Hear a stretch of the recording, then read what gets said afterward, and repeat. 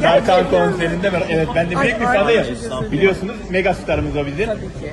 Siz de çok seversiniz. Konseri dinlemeye geldiniz. Aynen. En sevdiğiniz Tarkan şarkısını soralım hemen. Unutmamalı.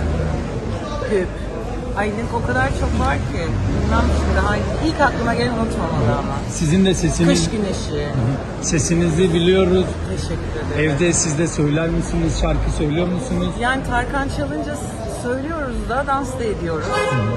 Ama yani Tarkan'ın Herkese merhaba arkadaşlar, kanalıma hoş geldiniz. Yeni bir video ile karşınızdayım. Arkadaşlar bugünkü videomuzda Türkiye'nin güzeller güzeli Birce Akalay ve sevgilisi Hakan Kurtaş'tan yepyeni görüntüler geldi. Muhteşem çiftimizin güzel, eğlenceli görüntülerini sizler için YouTube kanalımda video halinde sunuyorum.